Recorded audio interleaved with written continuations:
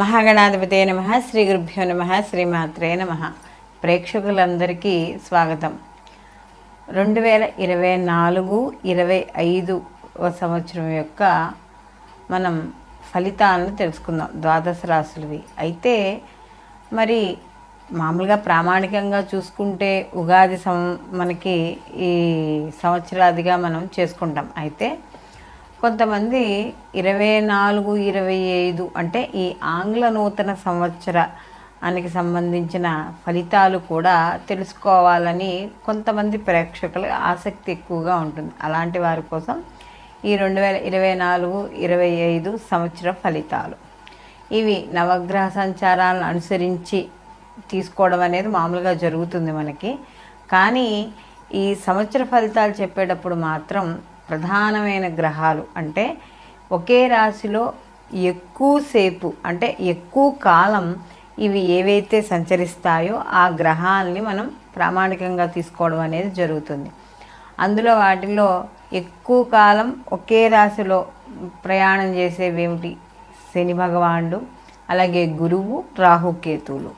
ఈ 4 గ్రహాలని ఆధారంగా చేసుకొని 2024-25 మనం సంవత్సరానికి సంబంధించిన ఫలితాలు తెలుసుకుందాం.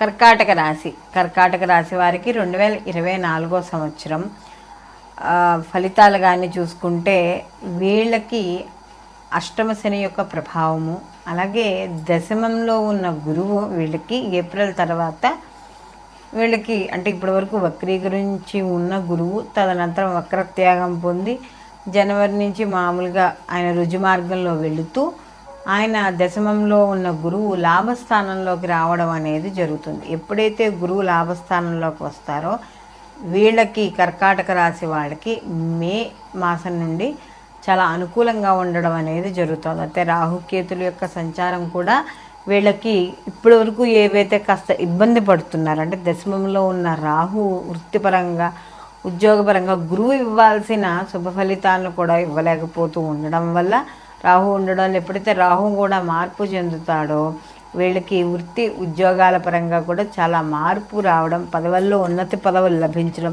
ఇలాంటివన్నీ కూడా జరుగుతూ ఉంటాయి. అయితే రాహు మార్పు నవమంలో కొంతవరకు అనుకూలతనిచ్చినా కూడా మనకి ఇక్కడ గురువు యొక్క లాభస్థానంలో ఎప్పుడైతే సంచారం చేస్తాడో అప్పుడు, అలాగే ఈ మనకి నవంబర్ 1వ తారీఖు నుంచి కూడా రాహుకేతుల మార్పు అనుకున్నాం కదా, కేతువు కూడా వీళ్ళకి తృతీయ స్థానంలో సంచారం చేయడం అనేది వీళ్ళకి కొంత శుభ పరిణామాలుగానే మనం చెప్పుకోవచ్చు. అలాగే ఈ సంవత్సరం అంతా కూడా కాస్త వృత్తిపరంగా ఒడిదుడుకులు ఉన్నా కూడా వీళ్ళకి ఎప్పుడైతే గురువు మారుతాడో గురువు మారినప్పుడు మాత్రం మంచి లాభాలు పొందడం అనేది జరుగుతుంది. వృత్తి ఉద్యోగపరంగా కూడా అనుకూలత, అలాగే ఆధ్యాత్మికపరమైన విషయాల్లో కూడా కొంచెం ఎక్కువగా వీళ్ళు ఏదైతే శ్రమిస్తారో ఆ శ్రమకు తగ్గ ఫలితం అనేది లభించడం అనేది జరుగుతుంది.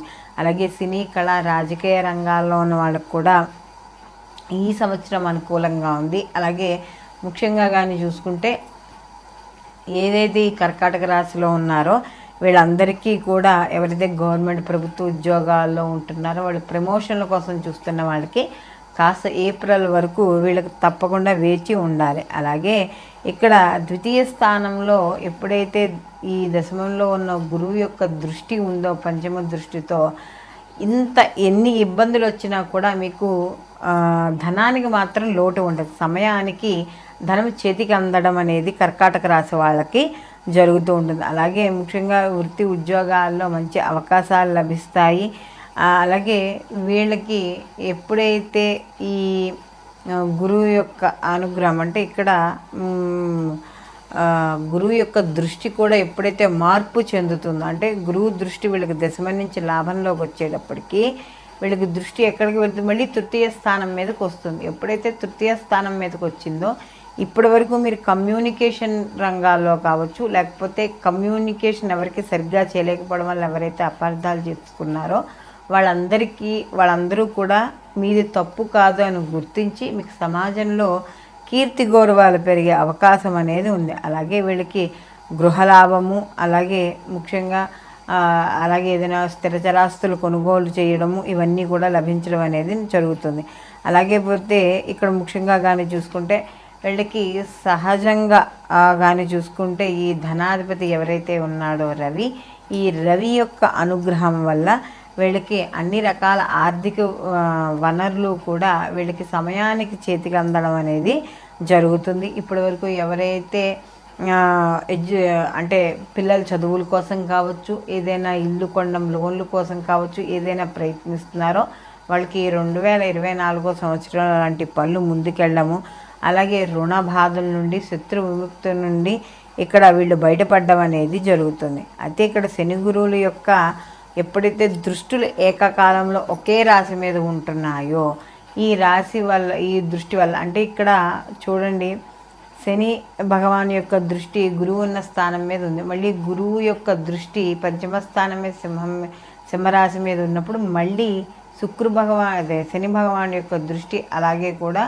ఇక్కడ మనకి ఉండడం అనేది జరుగుతుంది. అలాగే తులారాశిలోను ఇలా ఇద్దరి దృష్టిలు ఒకే రాశి మీద ఉండడం వల్ల ఇక్కడ శని కర్మకారకుడు కాబట్టి గురువు ధర్మపరమైన విషయాలు చేస్తూ ఉంటాడు కాబట్టి ఇక్కడ ఏమవుతుంది అంటే ఈ రెండిటి కాంబినేషన్లో మనకి ధర్మబద్ధమైన కార్యక్రమాలు, వాళ్ళ యొక్క కర్మ పరిపక్వత కావడానికి చేసే కార్యక్రమాలన్నీ కూడా ఈ కర్కాటక రాశి వారు చేయడం అనేది జరుగుతుంది. సంతానం లేని వాళ్ళకి సంతానం, వివాహం కాని స్త్రీ పురుషులు ఎవరు ఉంటారో వాళ్ళందరికీ వివాహం అవ్వడం అనేది జరుగుతుంది. వృత్తి ఉద్యోగ విషయాల్లో అనుకూలత, విద్యార్థులకు ఏవైతే కోర్సుల్లో జాయిన్ అవ్వాలనుకుంటున్నారో వాళ్ళందరికీ కూడా 2024 సంవత్సరం అనుకూలంగా ఉంటుంది అని చెప్పవచ్చు. అలాగే ఈ రాశిలో ఎవరైతే స్త్రీలు ఉన్నారో వాళ్ళు చేసే వృత్తి ఉద్యోగ వ్యాపారాల్లో అనుకూలత కూడా ఎక్కువగా లభించడం అనేది జరుగుతుంది.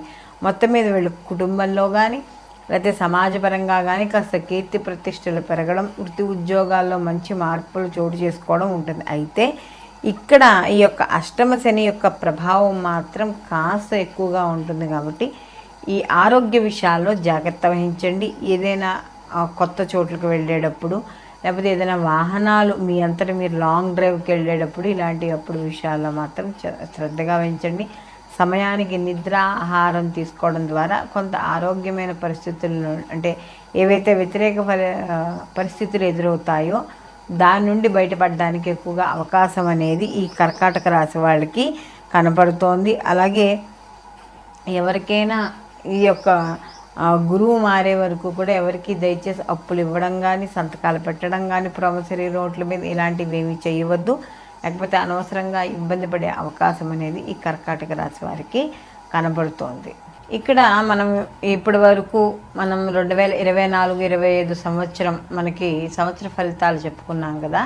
ఇవి ఉగాదితో సంబంధం లేకుండా కేవలం ఆంగ్ల నూతన సంవత్సర పరంగా మనం చెప్పుకునే ఈ సంవత్సర ఫలితాలు. అయితే ఈ వీటితో పాటు వీళ్ళు జన్మజాతక ఫలితాలు అంటే వ్యక్తిగతంగా వాళ్ళు ఏ సమయంలో వాళ్ళు జన్మించారో ఆ వ్యక్తిగత జాతకాలు ఉంటాయి కదా, ఆ వ్యక్తిగత జాతకాలు మాత్రం తప్పకుండా పరిశీలనలోకి తీసుకోవాలి. అంటే వీటిల్లో ఏవైనా అంటే జన్మజాతకంలో ఏవైనా కొంత అనుకూలత లేకపోయినా కూడా ఇక్కడ గోచార ఫలితాల్లో అనుకూలంగా ఉన్నప్పుడు శుభ ఫలితాలు పొందడం అనేది కొంతవరకు జరుగుతుంది. అలాగే గోచారంలోనూ సరిగ్గా లేకుండా జన్మజాతకము సరిగ్గా లేకపోతే కొద్దిగా అశుభ ఫలితాలు ఎక్కువగా అంటే ప్రతికూల ఫలితాలు ఎక్కువగా పొందడం అనేది జరుగుతుంది. కాబట్టి ఈ గోచార ఫలితాలే కాకుండా జన్మజాతక ఫలితాలు పరిశీలించుకోవడం వల్ల ఎటువంటి నియమాలు పాటించాలి, అలాగే ఎటువంటి పరిహారాలు చేసుకోవాలి అనేది మనకి కూలంకుషంగా ఒక జాతకం ద్వారా తెలుస్తుంది. కాబట్టి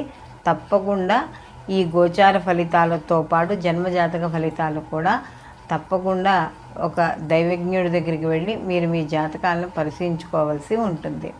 సర్వే జన సుఖినో భవంతు, లోకా సంస్థ సుఖినో భవంతు.